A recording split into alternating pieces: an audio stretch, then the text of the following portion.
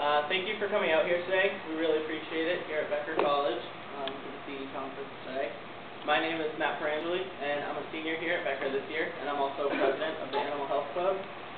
Today I have the honor of introducing our keynote speaker, Aggie Kiefer. Aggie Kiefer is a licensed veterinary technician who currently works as a special project manager for Novartis Animal Health. She is the former editor-in-chief of Veterinary Technician magazine, also serving as director of veterinary technician development for veterinary learning systems at that time. Aggie has worked both in veterinary practice and in industry for a combined total of 25 years. Her experience includes day-to-day clinic activities and practice management, along with industry positions in sales, marketing, and product management. Thus, she is able to share practical clinical knowledge and combine it with current market trends and understanding of the animal health industry. I present to you Aggie Kiefer.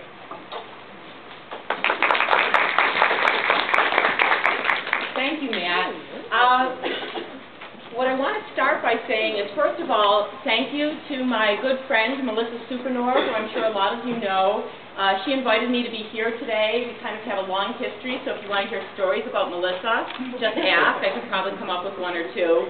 But also a special thanks to the people who put this together for you, because it's nice when you can come to a conference, hear some great CE, listen to people, but there's people behind the scenes doing the work. And I know there's some people behind the scenes who got very little sleep last night. Erin is in the back right now.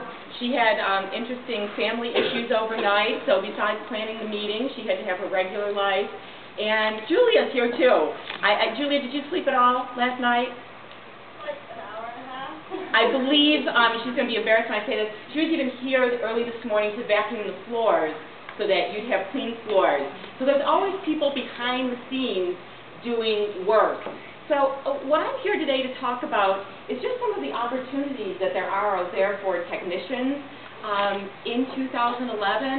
And the way that I'm going to start that is by giving a little bit of my own history. Because when you can look and see somebody standing in front of you and say, hey, I met that person, and hear what they've done, hopefully that will give you some ideas of what you might be able to do in your career. So I am a licensed technician. Really the only thing that means is that I hold my certification in New York State. So that's why I'm considered a licensed vet tech as compared to a CVT or an RVT. So it all started for me at SUNY Canton. SUNY Canton is in upstate New York. That's where I went to college. At the time I went to college, there were only 2 technician programs in New York State. Some of you might know we have some great histories up here. I know you can't read them from where you are, but I'd say please come up and take a look at the history of your profession. It's really quite interesting. The first vet technician program, like the program here at Becker College, was founded in New York State. Of course, did I go to that college? No, I went to the other one. Just had to be a little different. So I went to upstate in Canton. At that time, there were 2 programs in New York State for technicians. Now there's 7. You're going to hear me walk down memory lane a lot today as I speak to you, because things have changed. And I think for those of us who have been in the profession a long time, we recognize that some people who have not been in the profession as long don't know some of that history, some of that rich history, and some of the sacrifices that people went through. So then, as soon as I left college, I went into practice. What's the era? Look at the hair. When did I graduate? When is this? The 80s. It's the 80s. And there I am in pink. Again, had to be just a little bit different. So I went into practice, and I did work in practice. One of the things I do like to tell as part of my story is that I actually worked in Buffalo, New York at 8 different practices before I came to this practice. I worked at one clinic for 4 hours. What's the moral of that story?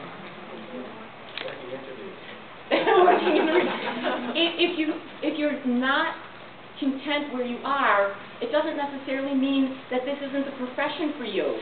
I hear that so many times. Oh, maybe I made the wrong choice. This isn't what. Maybe you just haven't found your happy home. It took me a little while to find my happy home, but once I did, I was extremely happy. So don't blame the profession. Sometimes that's not where the cause of the problem is. So then from there, I got into what we call industry. And at the time, some of us as technicians didn't even really know what industry was. So what did that mean for me? Well, I started with a company named Ciba Geigy. Anyone want to show their ears and say they remember the company Ciba Geigy? Oh, bless you. Thank you all. I'm not going to make you add. I'll just tell you. I graduated in 1984. Otherwise, everybody starts adding all the things that I did in the times and coming up with an age. But I started with Ciba Geigy, who then actually launched the product program. Anybody remember that? Yeah. Oh my gosh, that was a blockbuster program. What a fun time. For anybody in the audience who's worked in sales or knows somebody that's a salesperson, this is how it went. I would walk into a clinic and they would say, "Oh my goodness, I've been waiting to see you." That happens all the time, doesn't it, Kara? That's not really the way that it usually goes when you work in sales, but what a fun product to launch. So that was my first step into industry, and then it's kind of funny because it went full circle. They became the company Novartis, and I'll tell you a little bit about my history. I've gone full circle. I do work for Novartis again, but I took a little bit of time away from that and spent about 10 years away from Novartis. But when you see somebody make this kind of circle, it usually means that they've enjoyed the company or it's a good company. So for 6 years, I was the editor-in-chief of the Vet Tech magazine. I still go to conferences, and sometimes people recognize me. That's kind of weird, because to me, I'm still just that small-town girl from Buffalo and a technician. But this was a great opportunity for me. This was the opportunity that allowed me to meet technicians not only all over the country, but all over the world. I still have a pen pal that I communicate with, a technician in Zimbabwe. So, again, a great opportunity. It's where I met a number of the people that are sitting in this room today. So that's something that I'm just really proud of. And one of the things I want to challenge you guys to do is when you're at conferences like this, or when you're in your daily travel, say hello to other technicians. Ask them questions. Get to know them. That's how we build this profession. So from there, actually when I left the Vet Tech magazine, there was a lot of people saying, "Where did you go? What did you do?" Anyone familiar with the company Nutramax? Yeah, there's their product. Took a position as a product manager. Wasn't really certain about that. Didn't really have too much of a background there, but it was another great opportunity. And when I talk about background, one of the things that I think is interesting is a lot of people will ask me about my background, and you just heard it. I'm a New York State graduate of Canton University. That's my background. You may have noticed there's not a whole lot of initials behind my name. A bunch of people in this room have a bunch more initials behind their name. I do not. My background is being a technician. You're going to have to help me with something. You give me this nice, I call this my soapbox, my stage. You give me a stage, I'm going to use it. There's going to be some pet peeves here that I'm going to talk to you along the way. And one of them is when I hear people saying, "I am just a technician." I'm not going to ask you to raise your hand, but I dare say that there's probably been everyone in this room who at one time has said that. And it usually sounds like this. You walk into an exam room and somebody says, "Hi, are you the doctor?" And you respond by saying, "No, I am just a technician." Please don't ever do that again. There's a lot of people who've worked very hard to get this profession recognized. So very proudly say, "No, actually, I am a technician. I am able to do a great number of things in this practice. I take radiographs, I do blood work, customer service, all the things that you do." And let them know that. Be proud of this profession. It's not, "I am just a technician." So please remember that as you go through on a day-to-day basis. Also in your personal life, when people ask you what you do, be proud of this profession. It's a profession that we should be able to be proud of. And please, the other thing, another huge thing for me that's really quite bothersome is oftentimes people will come up to me and say, "Well, Aggie, when you used to be a technician." My husband's a veterinarian. Don't hold that against me. Okay? And no, we didn't meet in practice. For all those people who want to know, wasn't one of those. And he works for Pfizer. Another fun story. We work for competing companies. Isn't that kind of fun? In the same household. I have never heard anyone come up to him, and he's worked for Pfizer for over 15 years, and say, "Well, when you used to be a veterinarian." They say you hills all the time. Oh, okay. Well, I'll tell him not to hill. So it's not when I am a technician. I'm a technician standing up here talking to you regardless of what my position is. So always please be proud of it. Those are two of my pet peeves. We'll get to at least one more.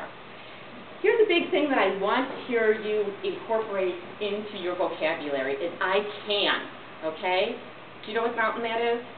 Everest. That's Mount Everest, okay? This guy you might have heard of, this is Eric Weinemeyer. Have you ever heard of the blind man who summited Mount Everest? I've had the opportunity to meet him. He's a really interesting person. Do you think he's had to say I can a couple times?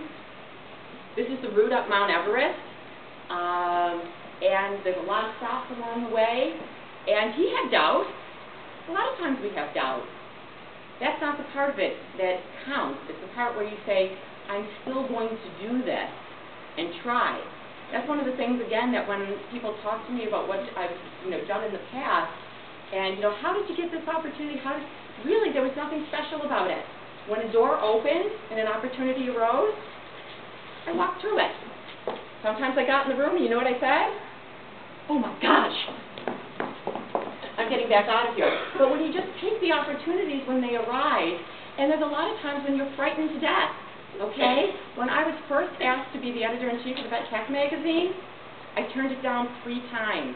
Actually, I turned it down twice. The third time I said yes. It was right after 9/11, and I said, you know what? What's the worst that can happen? I was terrified. And what I did is I actually went out and asked fellow technicians for their help. I don't write. I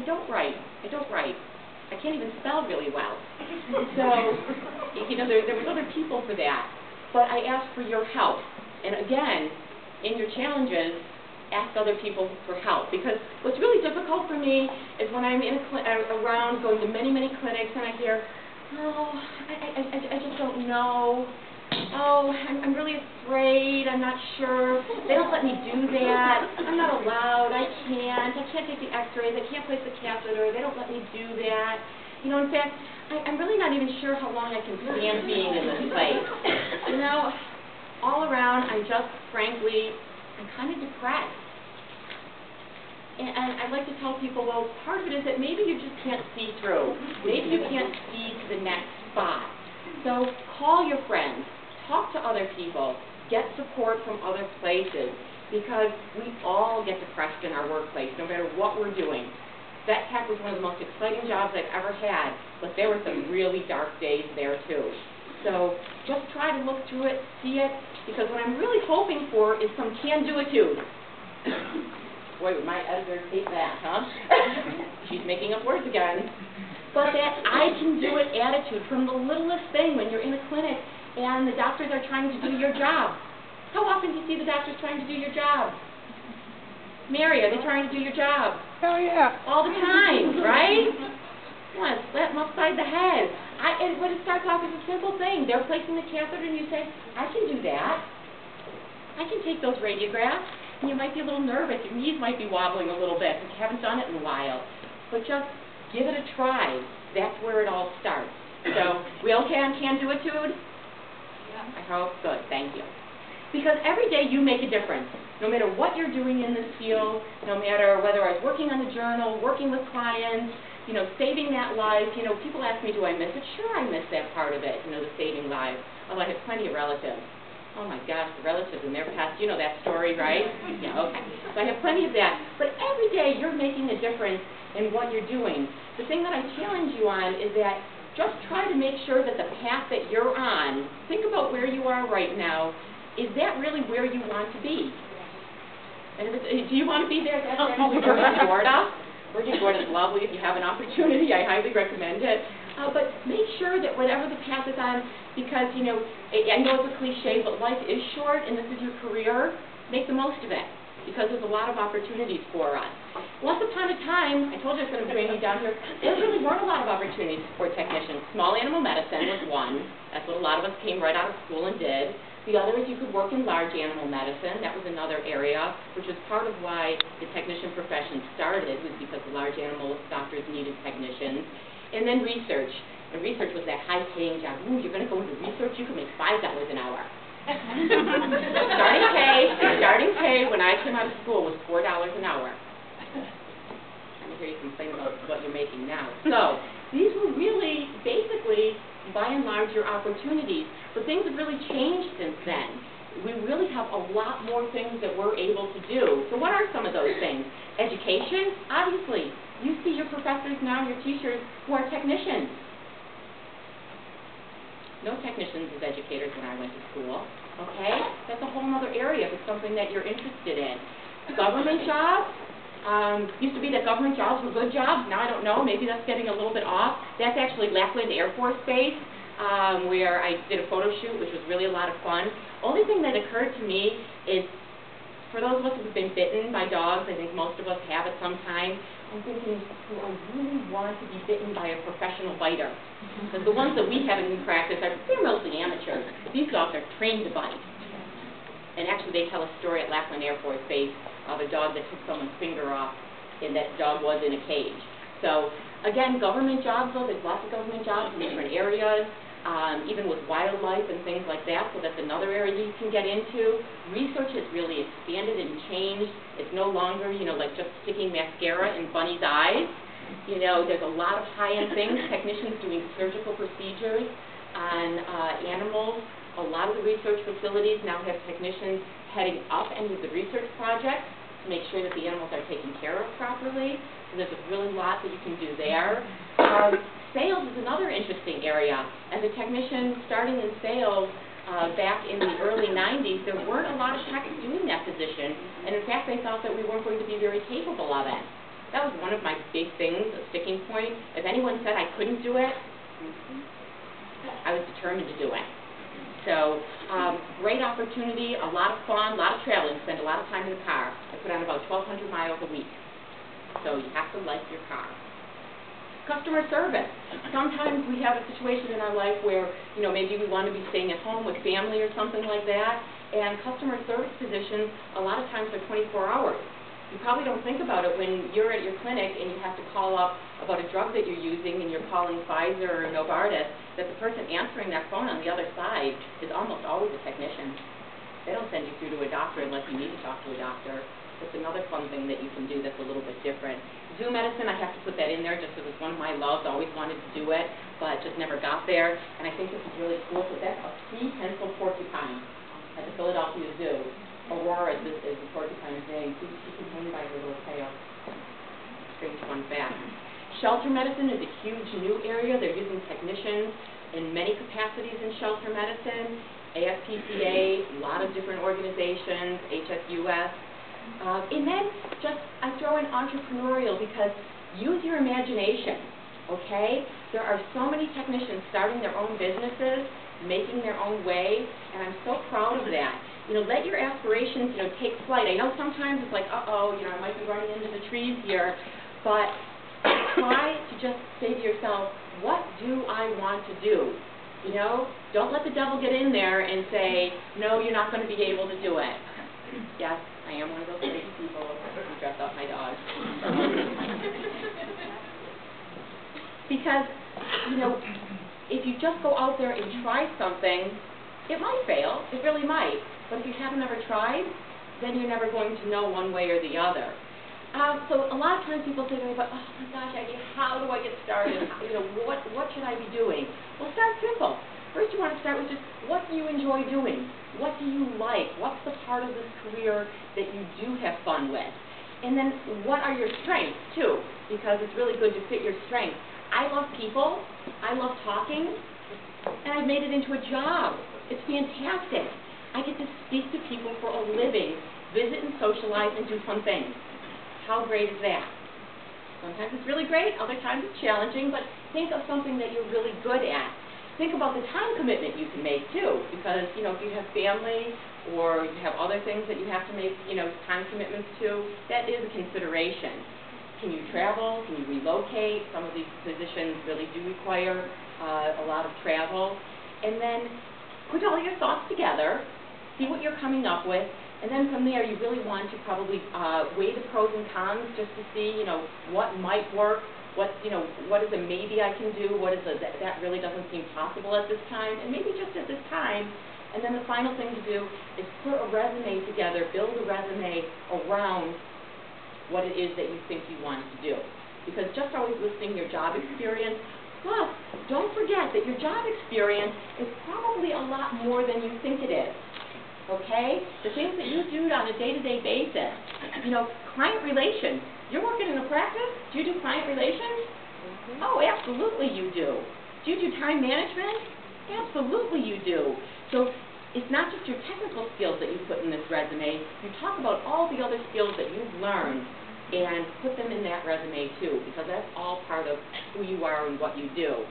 And you know, I know that it's going to seem scary, and you're going to say, oh my gosh, this is ridiculous, this is foolish, or maybe it's really appealing, right? That sounds like a lot of great fun. It's really appealing. Take time, talk to your friends. That's what we're here for. You know, see whether this is as silly as you think it is or as brilliant as an idea, and then knock on the door. See what happens. That's my biggest challenge to you. Make sure that you make your career what you want it to be. So I realized that I could stand up here for a long time and tell you about all the possibilities, all that might be able to be in a hypothetical way. But what I really wanted to do is spend some time introducing you to the people who have done this, who have the can-do attitude, and have made their careers what they want them to be. This is Harold Davis. Harold Davis worked at UC Davis. We say that he's worked there so long that they named the college after him. He likes that a lot. We say that.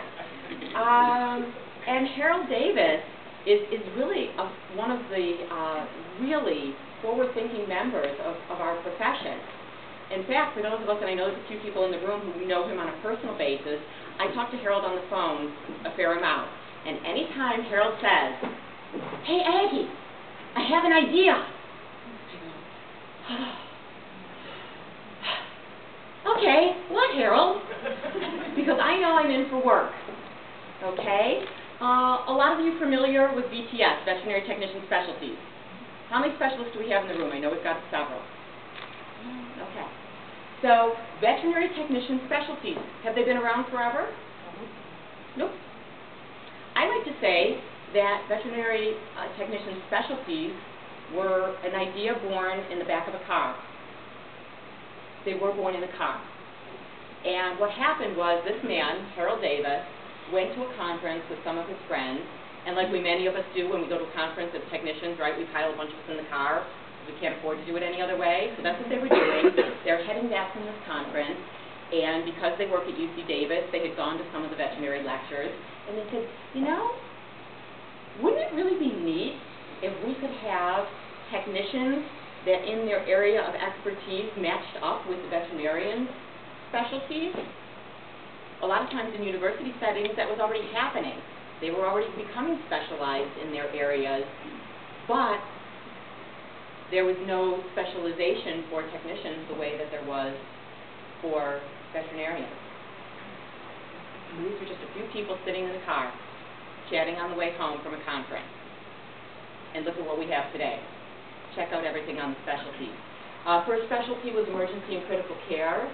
This is Leslie Carter. Leslie Carter is at Colorado State.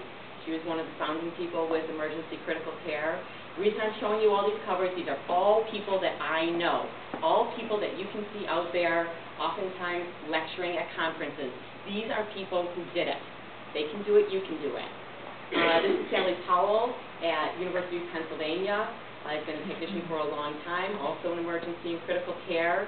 Second specialty was anesthesia. This is Greg Hansen. Greg Hansen was one of the people in that car that day. That's part of the reason his area of specialty, anesthesia, although it's one of the smaller specialties, was one of the first ones because he was part of that. Debbie Coleman, another founding member in anesthesia. Okay. This is Craig Cornell. I'm quite certain Craig Cornell was actually the first technician to be VTS'd in two areas, first anesthesia, then in critical emergency and critical care. So again, just saying I can do it. Dentistry, Sarah Sharp, one of the people founding there. Jeannie Perrone, often out there speaking, so if you have an opportunity to see Jeannie, please do. She's a great presenter. Internal medicine. Internal medicine, there's actually four areas within internal medicine. Five. Oh, I'm so sorry. Thank you for the correction. Everyone can correct me at any time. I can't read those. That's my cheat sheet. So there's 5 areas. One of them is cardiology. This is at Durham, who's in the cardiology end of it. Again, specialty that was developed so that there could be maybe smaller specialties within a specialty. Again, trying to think outside the box. How can we make this something attainable for more people? Zoological medicine, that's still provisional, I'm pretty sure. No, it's recognized. It's recognized. It's provisional, though, yes. It's provisional. Recognized but provisional, Right. okay. And has vet behavior had their first exam yet? Yes, they've had 2. 2. Okay. I thought they already had. Julie Shaw, if you ever have an opportunity to see Julie, or if you ever have had a chance to go and have drinks with her, a lot of fun. She's at Purdue University. She's actually trained her own service dogs for her son who has handicaps. Wow. You know why she did that? Because someone said she couldn't, and said that her son wasn't eligible for a service dog. Can do it too, right? Tara Lang, also one of the founding people with behavior. And in the specialties, the specialties are growing. Equine medicine, surgery is still provisional, right? Recognized but provisional. Right. Those, all 4 of those are recognized but provisional. But provisional. Look at me, I didn't update my slides. I was working on this. So there, and again, sometimes people. Yeah, nutrition. Nutrition, right? I know. It's later. You're there. You just haven't. The punchline hasn't gotten there yet. I know. That's it. She's leaving. I have to go. I'm a little hurt. Yeah, but she doesn't tell you that she's actually double boarded as well. I know. She's all part of this later, but that's all right. That's what friends are for.